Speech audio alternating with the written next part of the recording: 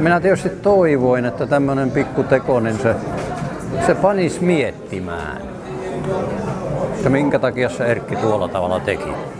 Ja jos ne menisi sitten itseensä, niin minä en suoraan oikein tiedä, että miten minun sitten pitäisi mennä itseeni, kun en kykene tämän enempää tekemään kuin lähtemään pois.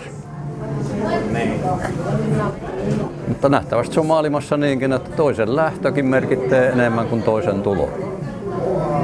En minä sitä kunniaksi ota, että minä ainoa lähtijä olin. Siis mikä provosoi sinut myös lähtemään? No heti tämä alku. Että jos ei haluta olennaista tietoa ottaa vastaan enemmistön puolella, niin eihän se mikään hyvä asia.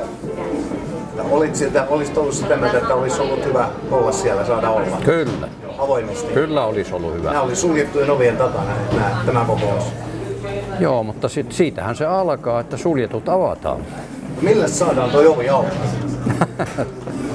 Mutta tämä pitäisi olla tavoite, että ei suljettuja kokouksia pitäisi pitää ylisummaan. Ja käsittääkseni EOK on nettisivuillaan toimintapolitiikassaan keskustelupalstoilla peräänkuuluttanut jatkuvasti avoimuutta yhteiskunnassa tuomioistuin työskentelyn.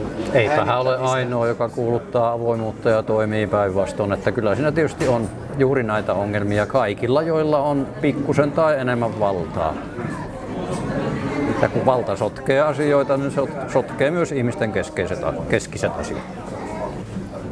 Tässä sun mielestä mennyt enemmän, kumpaan tämä on? Onko tämä ideologia kiistaa vai henkilökiistaa vai kumpaa? Minua ihmetyttää se, että tätä ideologista puolta ei korosteta, kun se olisi se, mikä pitäisi tehdä selväksi.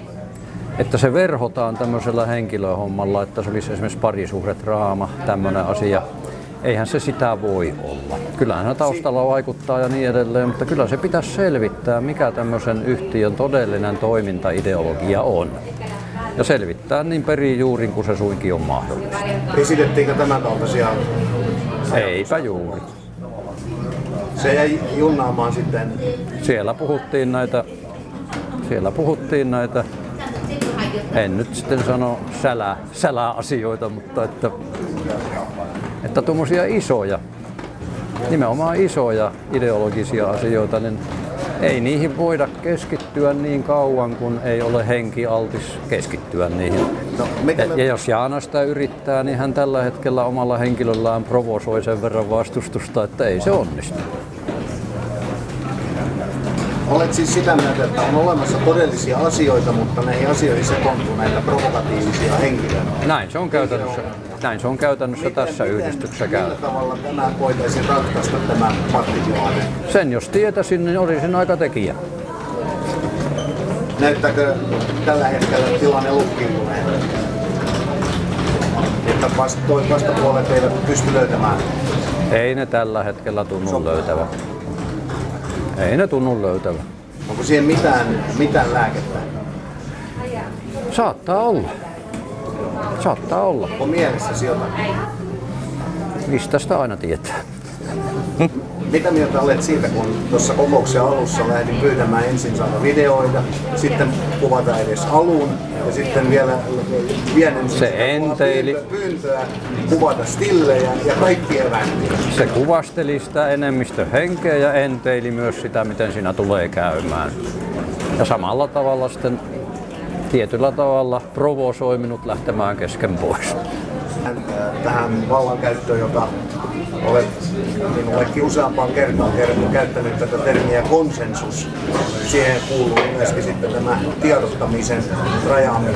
Sehän täytyy olla kokonainen konsensus, eihän se muuten ole konsensus. Sen täytyy koskea sekä mediaa että toimintaa ja myös ihmissuhteita. Ne täytyy hoitaa konsensuksen hengessä. Olet joskus sanonut, että EOK on kuin pienois Suomi. Nyt kun näit tämän, mitä tänään tapahtui, sä oot veteraanipolitiikassa nähnyt jos minkälaisia on erilaisia asioita, niin onko tämä edelleen linjassa sen ajatuksen kanssa, että tämä on pikku Suomi? Kyllä se voidaan näin ydintää tämä tilanne, että EOK on todella kuin Pienois-Suomi. Tämänhetkinen Pienois-Suomi. No millä tämä maamme, onko se sitten niin, että jos löydetään lääke EOK parantamiseen, niin voitaisiin ehkä parantaa Suomeakin? Onko se liikaa sanoa? No kun tämä pitäisi lähteä tietysti eduskunnasta. Että jos ylin vallankäyttäjä ei käytä sitä niin kuin pitäisi käyttää, niin eihän tästä mitään tule. Minua kiinnostaa nyt, mitä tapahtuu vuonna 2011 maaliskuussa, että vieläkö yksimielisesti hyväksytään kaikki, mitä oikeuskansleri ja oikeusasiamies jättää tekemättä. Tämähän herättää taatusti hämmästystä varmaan osassa jäsenistöistä. Tulee tietoisuuteen julkisuuteen, että tämmöistä suljettua salasta kokousta pidetään ja muuta. Että nimenomaan kun puhutaan oikeusturvatyöstä, niin siihen liittyy oleellisesti nimenomaan yhteiskunnallisen avoimuuden lisääminen ja se on tuo vastaavanlaisiahan järjesti EOK näille vinkapitalaisille. Ja sinä olet puhunut itse tästä vinkapitan karikosta, että kyllä tämä EOK-laiva sinne nyt jonkin verran on ajellut itsensä. Mitä tarkoitat tällä? No kun siellä on, tietysti sielläkin niin kuin ihmisten joukossa, niin on muitakin kuin rikollisia. Niin. Että eihän puhtaita porukoita tietysti ole, mutta kyllä siellä on nyt tarpeettoman paljon siellä vinkapitan puolella hämäräväkeä. Siitä on tehty 2200 rikosilmoitusta. Se on aikamoinen määrä. Se on tietysti iso määrä, mutta ei se määrä ole tavoite. Kyllä se laatu pitäisi olla tässä työssä niin kuin muussakin. Mitä on mieltä siitä, että EOK on operatiivinen johto näyttää profiloituneen EOK ja Vinkapitan puolustusrintaman osaksi? Olisi mukava kuulla, ketkä avoimesti myöntää olevansa osa sitä rintamaa. Ainakin asiakaskirjeen mukaan koko EOK on. Se ei voi pitää paikkaansa. Asiakaskirje, joka lähetettiin EOK-asiakaspalveluosoitteesta. Se on nyt linja, että esitetään näin, mutta ei se voi totta olla. Minkälaisia riskejä katsot, että tämä Vinkapitan kylkeytyminen käyttäessäni omaa sanontaasi sisältää? Siis se, että on tämmöistä kylkeytymistä, suorastaan ujuttautumista tapahtumassa ja tapahtuu edelleen, niin se on niin inhimillinen ominaisuus, että minkä sille sitten toisaalta voi. Ihminen toimii näin lajina. Ja tässä sitä sitten ollaan.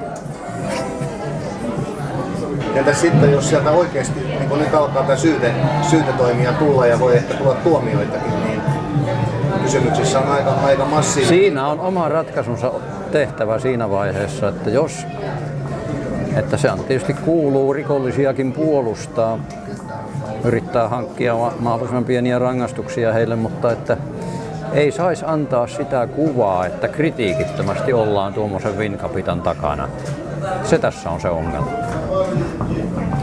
Ei Kailajärveä millään hypnoosilla saada valtavan hienoja prosenttituotosohjelmia tekemään. Se on ihan höpöajatus. Mitä toivot nyt, että tuolla suljettujen ovien takana nyt tapahtuisi? Ei muuta kuin, että kykenevät yhdessä jatkamaan. Kyllähän heidän vastuullahan tämä nyt on aika paljon, että miten eteenpäin mennessä käy. En minä ainakaan lisää yritä sotkea sitä. Se edustat kuitenkin kunniajäseniä tässä myös. Sä et ole pelkästään merkityksen valtuuston jäsen, vaan sä olet EOK:n kunniajäsen. Se tässä se hankaluus tietysti on.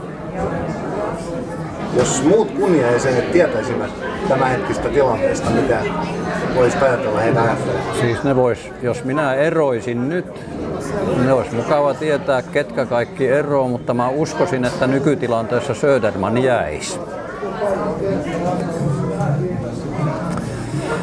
Mitä johtopäätöksiä siitä sitten kukin tekee, niin se on sitten hänen asiansa.